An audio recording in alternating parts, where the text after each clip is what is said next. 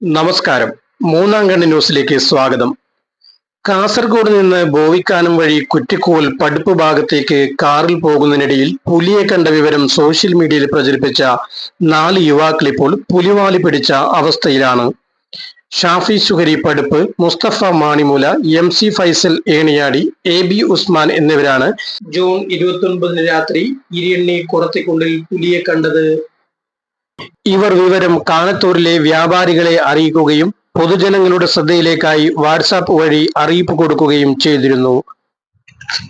പ്രിയമുള്ള സുഹൃത്തുക്കളെ, ബോവിക്കാനിൽ നിന്നും ബന്തെടുക്കയിലേക്ക് വരുന്ന യാത്രക്കാർ ശ്രദ്ധിക്കുക. ഇപ്പോൾ സമയം 9:31.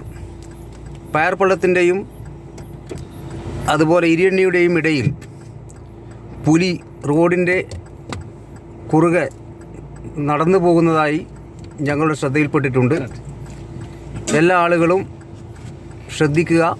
സുഹൃത്തുക്കളോട് ബോയിക്കാനത്ത് നിന്നും ബന്തെടുക്ക വഴി വരുന്ന ആളുകളോട് നിങ്ങൾ പ്രത്യേകം നിർദ്ദേശം നൽകണമെന്ന് അറിയിക്കുന്നു. സന്ദേശം നൽകുന്നത് Shafi Suhari Paduppu and Faisal MC, Mustafa Manimoola, AB Usman. എന്നാൽ 2 ദിവസത്തിന് ശേഷം മറ്റേതോ സംസ്ഥാനത്ത് റോഡിലൂടെ കടുവ നടന്നു പോകുന്ന രാത്രി ദൃശ്യമാണ് ഷാഫി സുഹരിയുടെ ശബ്ദത്തോടൊപ്പം ചിലർ നവമാധ്യമങ്ങളിൽ പ്രചരിപ്പിച്ചത്. ഇതോടെ ഇരിയണ്ണിക്ക് സമീപം പുലിയെ കണ്ട യുവാക്കൾ പുലിവാലി പിടിച്ച അവസ്ഥയിലായി. കടുവയുടെ വീഡിയോ നവമാധ്യമങ്ങളിൽ വൈറലായതോടെ ഫോറസ്റ്റ് വകുപ്പ് ഉദ്യോഗസ്ഥരും പോലീസും പുലിയെ കണ്ടവരെ വിളിപ്പിച്ചിരിക്കുകയാണ്. തങ്ങൾ കണ്ടത് പുലിയെ തന്നെയാണെന്നും കടുവയുടെ വീഡിയോടൊപ്പം തന്റെ ശബ്ദം പ്രചരിപ്പിച്ചവർക്കെതിരെ നടപടി വേണമെന്നുമാണ് ഷാഫിയും സുഹൃത്തുക്കളും പറയുന്നത്. ഞങ്ങൾ നിങ്ങളുടെ മുമ്പിൽ വരാനുള്ള കാരണം, ഈ കഴിഞ്ഞ ജൂൺ 29-ാം തീയതി രാത്രി 9:30 മണിക്ക് ബോവിക്കാനയിൽ നിന്നും ഞങ്ങൾ ബന്തെടുക്ക പടുപ്പിലേക്ക് പോകുന്ന വഴി ഇരിയണ്ണിയുടെയും കാനത്തൂറിന്റെയും ഇടയിലുള്ള സ്ഥലമായ കുറത്തിക്കുണ്ട് എന്ന് പറയുന്ന സ്ഥലത്ത് വെച്ച് ഞങ്ങൾ സഞ്ചരിക്കുന്ന വാഹനത്തിന് മുമ്പിൽ ഒരു പുലി ചാടി വീഴുകയും ആ പുലി റോഡ് കടന്ന് കാട്ടിലേക്ക് ഓടിപ്പോകുന്ന കാഴ്ച ഞങ്ങൾ കാണുകയും ചെയ്തു. ഇത് പൊതുജനങ്ങൾക്ക്, അതിലൂടെ യാത്ര ചെയ്തു വരുന്ന ഇരുചക്രവാഹന യാത്രക്കാർ, അതുപോലെ ഓട്ടോറിക്ഷ യാത്രക്കാർ, മറ്റു വാഹനങ്ങളിൽ വരുന്നവർ, ഇവർക്കൊക്കെ ഒരു സന്ദേശമായി അതുവഴി വരുന്ന ആളുകൾ ജാഗ്രത പാലിക്കണം എന്ന് പറഞ്ഞുകൊണ്ട് ഞങ്ങൾ ഒരു വീഡിയോ ചെയ്തിരുന്നു.